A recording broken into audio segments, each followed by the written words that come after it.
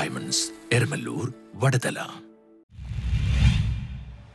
ആശാ വർക്കർമാരുടെയും അംഗനവാടി ജീവനക്കാരുടെയും സമരം ഒത്തുതീർക്കണമെന്നാവശ്യപ്പെട്ട് കോൺഗ്രസ് പുതിയ റോഡ് പനയപ്പള്ളി മണ്ഡലം കമ്മിറ്റികളുടെ ആഭിമുഖ്യത്തിൽ നഗരസഭ മട്ടാഞ്ചേരി ഓഫീസിന് മുന്നിൽ ധർണ നടത്തി.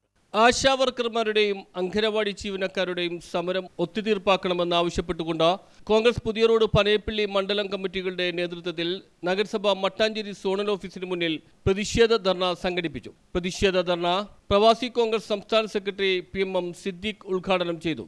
45 ദിവസം മുന്നിട്ടിട്ടും ഗവൺമെന്റ് അത് യാതൊരു രീതിയിലുള്ള പരിഗണനയും കൊടുക്കുന്നില്ല. എനിക്ക് നിങ്ങൾക്ക് പറയാവുന്നൊരു വസ്തുതയുണ്ട്.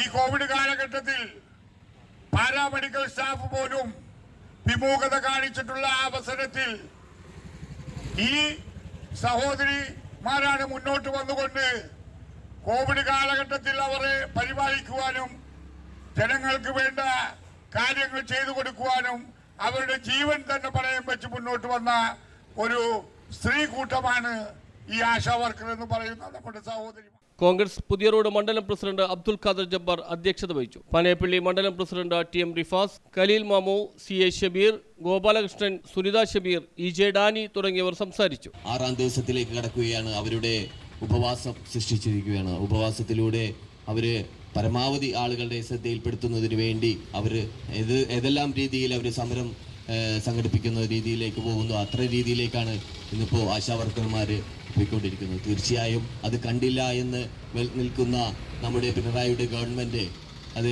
അതിന് ഒത്തുതീർപ്പോ അതിനൊരു ചർച്ചയോ ചെയ്യാതെ മാറി നിൽക്കുന്ന ന്യൂസ് ബ്യൂറോ, മട്ടാഞ്ചേരി.